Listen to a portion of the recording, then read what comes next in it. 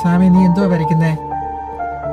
ഒരു കടൽത്തീരവും കടൽത്തീരത്ത് അടിഞ്ഞ പച്ച കല്ലുള്ള ഒരു മോതിരം. ഞാനൊരു കഥ പറയാം.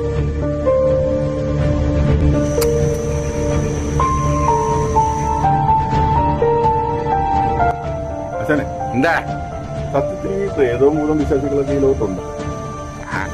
എടാ, എത്ര നാളാണ് നമ്മൾ ഈ ജീവിതത്തിൽ കക്കാൻ പറഞ്ഞിട്ട് ഇന്ന് വരെ വല്ല പ്രേതനം ഭൂതനെ നീ കണ്ടിട്ടുണ്ടോ? 10 കുഴിമാന്തിയാലേ എന്തെങ്കിലും കിട്ടുള്ളൂ. നീ മടിച്ചിക്കാൻ വന്ന കുഴിമാന്ത്.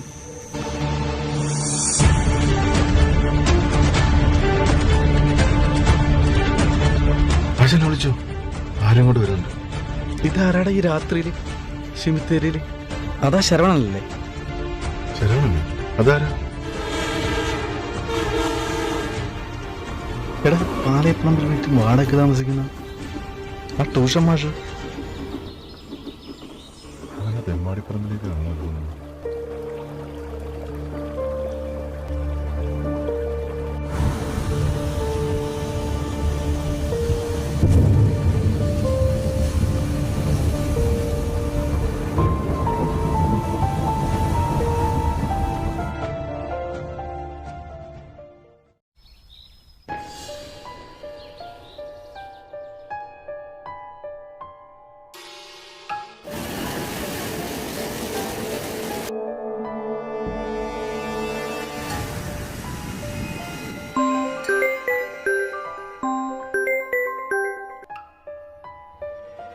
പറവാലോ, ഞാനോ? നിനക്ക് ആള് മാറിയതാ. ഞാൻ വീട്ടിലുണ്ട്. ഒന്ന് ചുമ്മായിരുന്നു മച്ചാനെ. കയ്യിലൊരു റോസാപ്പുമായിട്ട് സെമിത്തേരിയിലേക്ക് കയറി പോകുന്നത് ഞാൻ എന്റെ 2 കണ്ണുകൊണ്ട് കണ്ടതാണ്.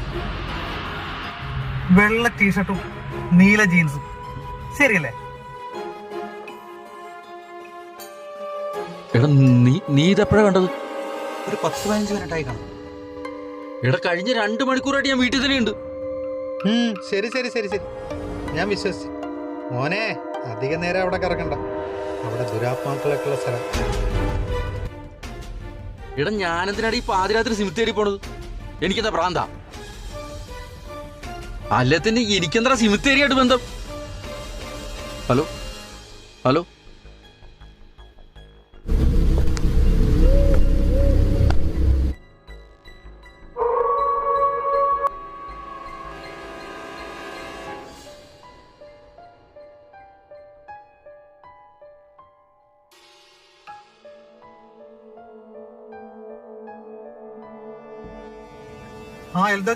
പറഞ്ഞോ. ശരവണൻ വെള്ളമടി നിർത്തിയെന്നല്ലേ പറഞ്ഞത്? ദേ ഇപ്പൊ ബാറടയ്ക്കാൻ നേരത്ത് ഇവിടെ വന്നിപ്പോ നിപ്പനടിക്കുന്നുണ്ട്. ആണോ? എന്നാ ഇന്ന് അവനെ പൊളിക്കണം. ഞാനൊന്ന് വിളിക്കട്ടെ. ഞാനാണ് പറഞ്ഞതെന്ന് പറയല്ലേ? പറയില്ല. ബാറില്ല ഞാനാ? നീ എന്താടാ ഈ പറയണേ? ഞാൻ അടി നിർത്തിയിട്ട് വർഷം 2 നിനക്കറിയില്ലേ? നീ സമ്മതിച്ചറില്ലെന്നറിയാം. എന്തിനാ മക്കളെ ഞങ്ങളുടെ അടുത്ത് ഈ വേറെ കളി? ഇതെന്തൊരു കഷ്ടമാണ് ദൈവമേ. എടാ, ഞാൻ വീട്ടിൽ തന്നെ ഉണ്ടെന്ന്. ഒരു കാര്യം ചെയ്യാം, ഞാൻ നിന്നെ വീഡിയോ കോൾ വിളിക്കാം. അപ്പൊ നിനക്ക് വിശ്വാസമാവുമല്ലോ. എന്നാ നീ വിളിക്കും. എടാ ബാലു, വീഡിയോ കോൾ കണക്ട് ആവുന്നില്ല, സത്യം. ഇതേ നീ പറയുള്ളൂ എനിക്കറിയാം. എന്നാ ഒരു കാര്യം ചെയ്യും, നീ വീട്ടിൽ നിൽക്കുന്ന ഒരു സെൽഫി എനിക്ക് അയക്കും. ഇത്രയെങ്കിലും നിനക്ക് ചെയ്യാമല്ലോ.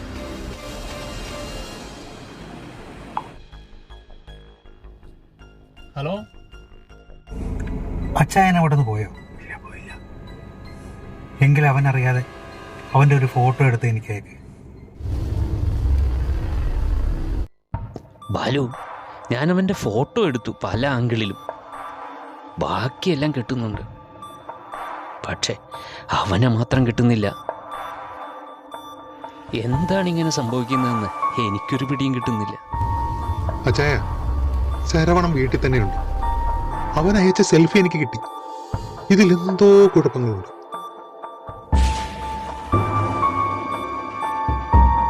ഞാൻ സെമിത്തേരിയുടെ മുന്നിൽ കണ്ടതും അച്ചായൻ ബാറിൽ കണ്ടതും യഥാർത്ഥത്തിൽ ശരവണനെയല്ല.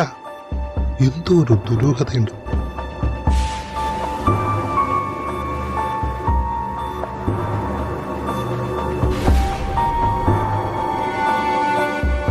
ശരവണ, നീ വീട്ടിലുണ്ടല്ലോ, ഞാനിപ്പോൾ അങ്ങോട്ട് വരാം.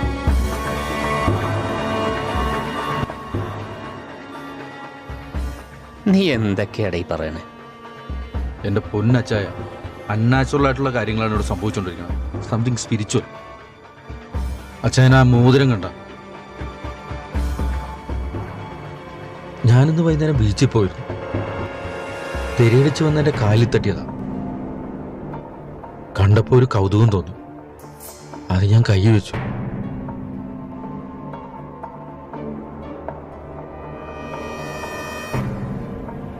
തുടരുത്.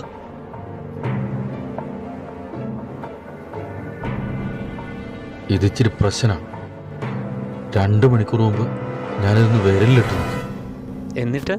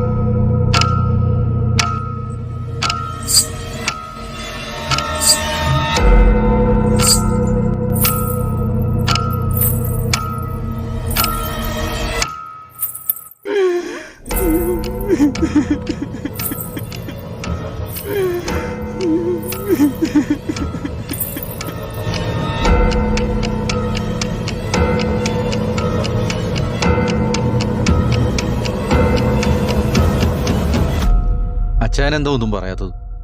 ഇന്ന് രാത്രി ഒറ്റയ്ക്ക് ഇവിടെ നീ കിടക്കണ്ട. വീട്ടുകാരുമായിട്ട് പിണങ്ങിയിട്ട് എത്ര നാളിങ്ങനെ ഒറ്റയ്ക്ക് താമസിക്കും? നീ വീട്ടിലേക്ക് ചെല്ല്. ഈ രാത്രി വീട്ടിലേക്ക് കയറി ചെന്നാൽ അവർക്ക് എന്തെങ്കിലും പന്തുകേട് തോന്നും. എങ്കിൽ ശരി, പ്രാർത്ഥിച്ചിട്ട് കിടന്നു. നാളെ നമുക്കൊരിടം വരെ പോകണം.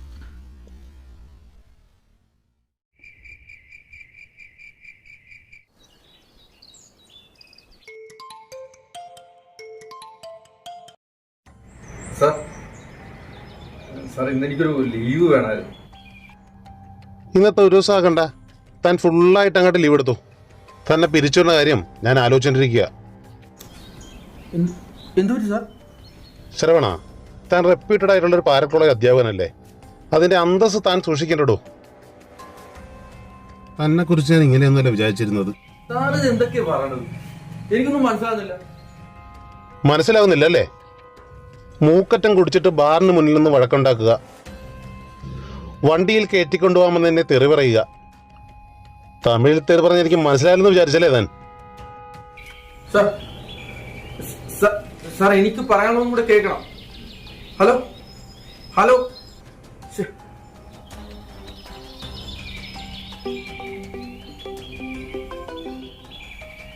ആ ശരവണ, ഞാൻ നിന്നെ വിളിക്കാനിരിക്കുകയായിരുന്നു. പിന്നെ ഞാൻ മൂപ്പരെ വിളിച്ചായിരുന്നു.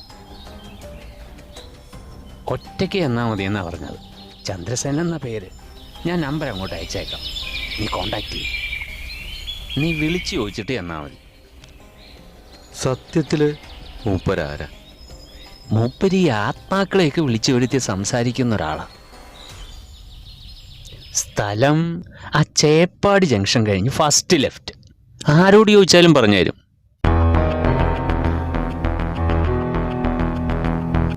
മോതിരത്തിന്റെ ഫോട്ടോ എടുക്കാൻ ഞാൻ പറഞ്ഞിരുന്നു, എടുത്തോ? എടുത്തു. പക്ഷേ ചുറ്റുവട്ടത്തുള്ള എല്ലാം കിട്ടുന്നുണ്ട്, പക്ഷെ മോതിരം മാത്രം കിട്ടുന്നില്ല.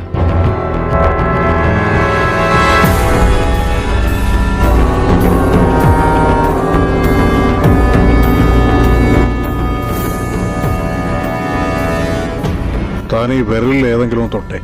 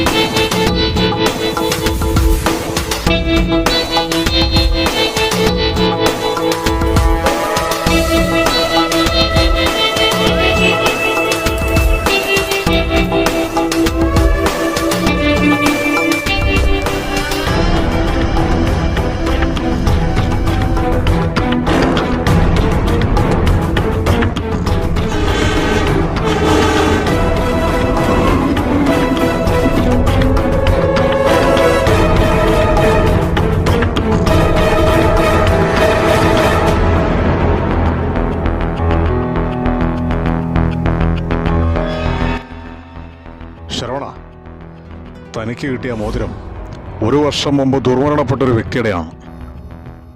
ആ മോതിരത്തിൽ ഒരു ആത്മാവ് കൂടി കൊള്ളുന്നുണ്ട്. ഇരിക്കെ.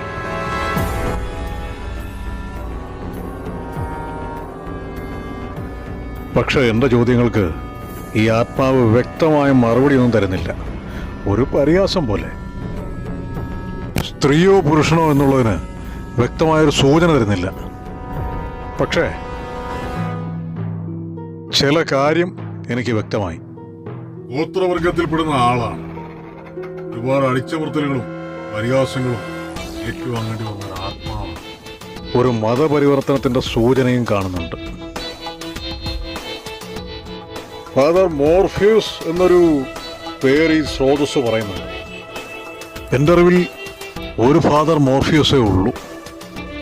ആ അഡ്രസ് ഞാൻ തരാം, താനും ചെന്ന് കാണാം. വീണ്ടും നമുക്ക് ഒന്നിരിക്കേണ്ടി വരും.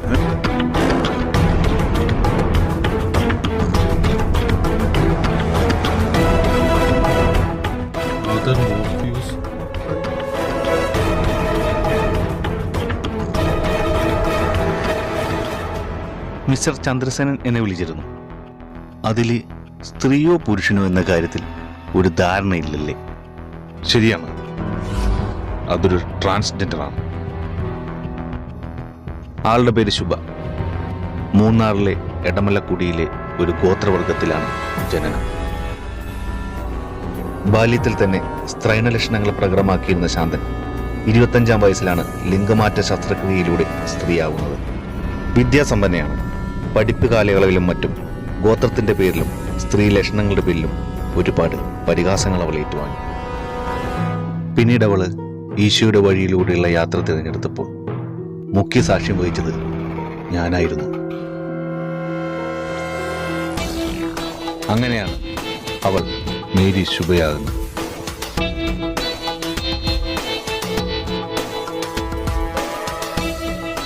ഒരു വിവാഹ ജീവിതം സ്വപ്നം പോലും കാണാത്ത ശുഭയെ ആത്മസഖിയാക്കാൻ അവരുടെ തന്നെ ഗോത്രത്തിലുള്ള നിഷ്കളങ്കനായ ഒരു യുവാവെത്തി മുത്തു. അവരീ നാട്ടിൽ കുടിയേറി പാർത്തവരായിരുന്നു. 1 വർഷം മുമ്പ് ട്രെയിൻ തട്ടിയായിരുന്നു ശുഭയുടെ മരണം.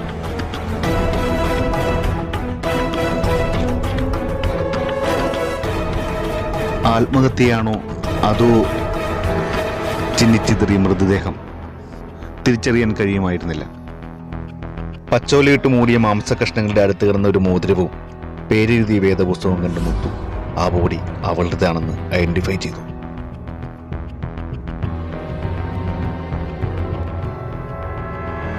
ഇതിലൂടെ പലതും എനിക്ക് കൂട്ടി വായിക്കാൻ പറ്റുന്നുണ്ട്. ഒരുപക്ഷെ ശുഭയുടെ പ്രേരണകളാണ് ഇന്നലെ സംഭവിച്ച അൺനാച്ചുറൽ തിങ്സ്. ഇന്ന് രാവിലെ പരിചയമില്ലാത്തവരാരെങ്കിലും തന്റെ വീട്ടിൽ വന്നിരുന്നോ?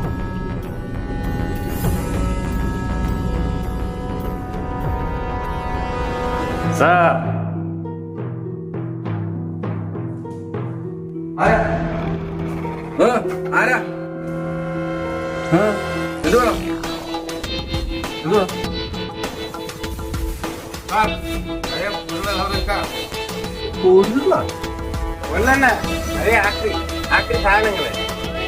ഇവിടെ ഒന്നും ഇല്ല, ഇയാള് ചെല്ലി. அப்படி சொன்னா சார் எல்லாரும் பாருங்க, ஏதாவது இருக்கும். பழைய மோதிரம், மாலை, வளை ഒന്നുമില്ല. താൻ ചെല്ലി.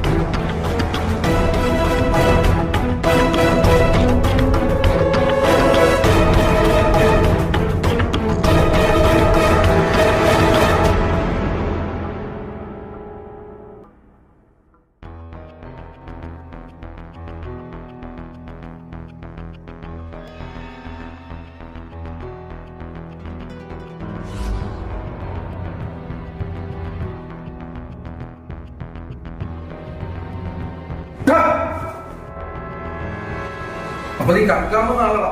ഞാൻ ഇപ്പൊ പോലീസിനെ വിളിക്കും. ഞാനും അവനെ പിടിച്ചു നിർത്താൻ ശ്രമിച്ചു, പക്ഷെ അവൻ എന്റെ ഇന്ന് രക്ഷപ്പെട്ടു പോയി. അതവനായിരുന്നു മുത്തു. ആ മോതിരം അവൻ തേടി വരും. അതിന്റെ അവകാശി അവൻ മാത്രമാണ്. ആ മോതിരത്തെ നെഞ്ചോട് ചേർത്ത് കാത്തു സൂക്ഷിച്ചവനാണ് മുത്തു.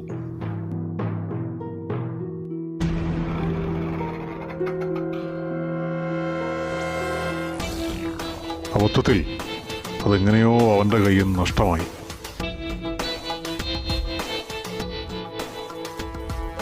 എന്റെ കയ്യില് മോതിരമുണ്ടെന്ന് അവനെങ്ങനെ?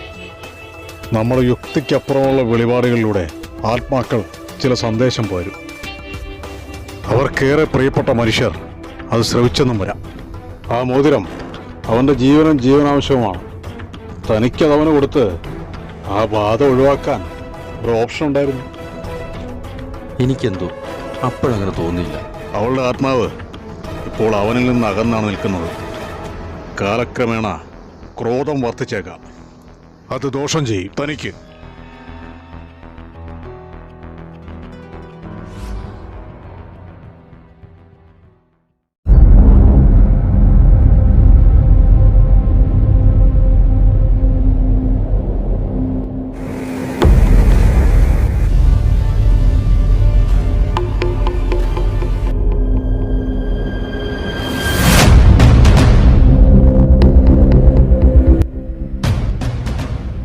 ഞാൻ ആ മോതിരെടുത്ത് എവിടെയെങ്കിലും വലിച്ചെറിഞ്ഞ് കളഞ്ഞാലോ? ഒരിക്കലും അത് ചെയ്യരുത്. അത് വിപത്തുകൾ സൃഷ്ടിക്കും. ആ മോതിരത്തിന്റെ സൂക്ഷിപ്പുകാരനാണ് താങ്കൾ. അവകാശം വന്നത് ഏറ്റെടുക്കും വരെ അതാണ് നിങ്ങളുടെ നിയോഗം.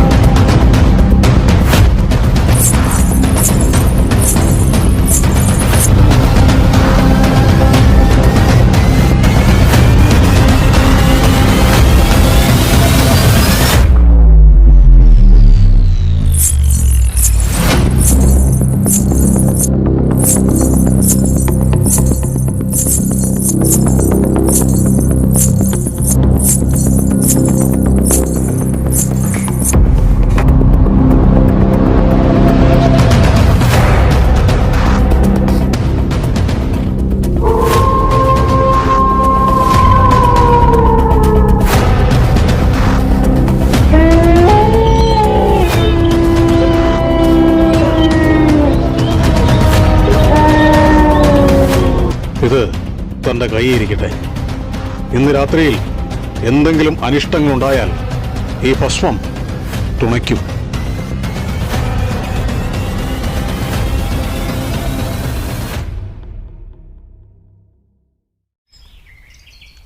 പിന്നീട് ഞാൻ ആ മോതിരത്തിൽ സ്പർശിച്ചിട്ടില്ല. അതിൻ്റെ അവകാശിയായ മുത്തു അത് വീണ്ടും തേടിയെത്തുമെന്ന് ഞാൻ കരുതി. പക്ഷെ വന്നില്ല. അടുത്ത ദിവസം ഞാൻ യാദൃശ്യമായി അവനെ കണ്ടു.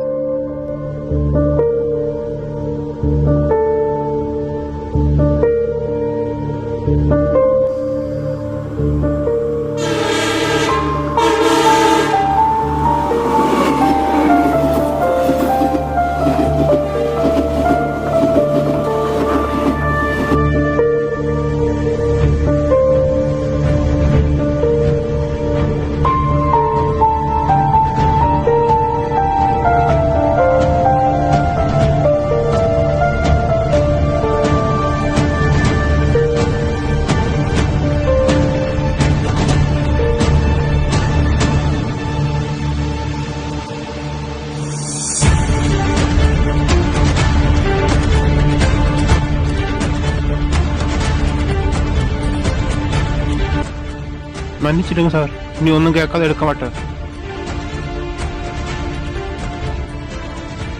അങ്ങനെ എന്താ മോതിരം? ഏയ്, അറിയാം. അത് നിന്റെ ഭാര്യ ശുഭയുടേതാണ്. അത് നിങ്ങൾക്ക് എപ്പോഴും തിരിയും? എല്ലാം പറയാം. നീ വണ്ടിയിലേക്ക് കയറി. പേടിക്കണ്ട, പോലീസിൽ ഏൽപ്പിക്കാനൊന്നുമല്ല. ആ മോതിരം എൻ്റെ വീട്ടിലുണ്ട്. അത് നിനക്ക് തരാൻ വേണ്ടിയാണ്.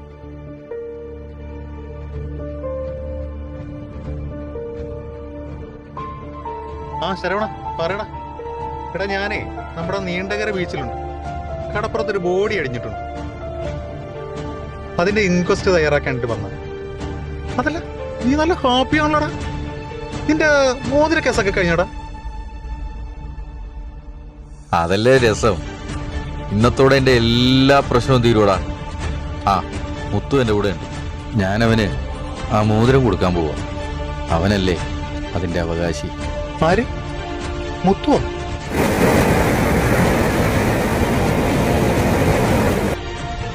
നീ ഒരു കാര്യം ചെയ്തേ, അവന്റെ ഫോട്ടോ എടുത്ത് എനിക്കൊന്ന് സെൻഡ് ചെയ്തേ. മുത്തു, ഞാൻ നിന്റെ ഒരു ഫോട്ടോ എടുക്കുവാണേ.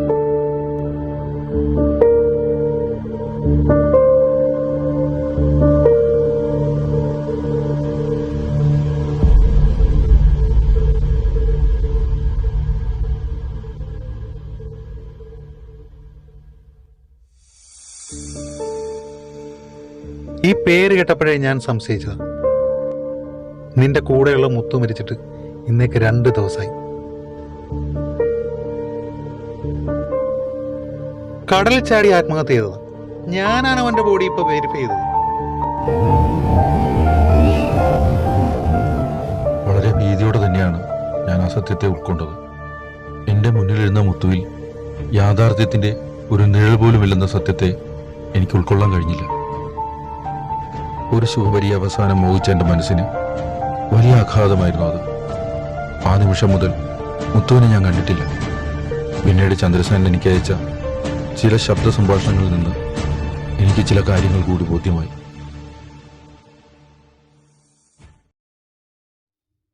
ശരവണൻ തന്നെ വിളിച്ചിട്ട് കിട്ടുന്നില്ല. അതാണ് വോയിസ് ക്ലിപ്പ് അയക്കാമെന്ന് വിചാരിച്ചത്. ഞാൻ സംശയിച്ചത് ശരി തന്നെയാണ്. മുത്തു അവനിപ്പോൾ ഒരു മനുഷ്യനല്ല, ആത്മാവാണ്. തനിക്ക് കടലിൽ നിന്ന് മോതിരം കിട്ടുന്നതിന് തൊട്ട് മുമ്പായി തന്നെ അതേ കടലിൽ മുത്തുവിൻ്റെ മരണവും സംഭവിച്ചു. അവൻ്റെ ഭാര്യയുടെ ജീവസ് കുടികൊള്ളുന്ന മോതിരം അവൻ്റെ ശ്രദ്ധക്കുറവിൽ എന്നേക്കുമായി നഷ്ടപ്പെട്ട മനോദുഃഖത്തിൽ അവൻ ആത്മഹത്യ ചെയ്തു. അന്നത്തെ കടലിലെ സൂര്യാസ്തമയത്തിൽ മുത്തുവും അസ്തമിക്കുകയായിരുന്നു. അന്ന് സിമിത്തേരിയിലും ബാറിലും പോകാൻ തൻ്റെ ശരീരരൂപത്തെ കടമെടുത്ത ആത്മാവ് മുത്തുവിൻ്റേതാണ്. പിറ്റേന്ന് മുത്തു തന്നെ കാണാനെത്തിയത് താൻ ആ മോതിരത്തിന് വില കൽപ്പിക്കുന്നുണ്ടോ എന്നും സംരക്ഷിക്കുന്നുണ്ടോ എന്നും നേരിട്ട് ബോധ്യപ്പെടാനാണ്. മുത്തുവിനെയും ശുഭയെയും കണക്ട് ചെയ്യുന്ന ഒരു എലമെൻറ്റിന് അൺഫോർച്ചുനേറ്റ്ലി കസ്റ്റോഡിയനാവാൻ വിധിക്കപ്പെട്ടത് ശരവണനാണ്. ശുഭയുടെ മരണത്തെ ചുറ്റിപ്പറ്റുന്ന ചില നിഗൂഢ സത്യങ്ങൾ അവൻ അറിയേണ്ടതുണ്ട്. അതവൻ അറിയുമ്പോൾ ചിലരോട് പകപോക്കാനുമുണ്ടാവും അവന്. അതിനായി അവൻ്റെ ആത്മാവിന് ഒരു ശരീരത്തിൽ കടന്നുകൂടിയേ പറ്റൂ.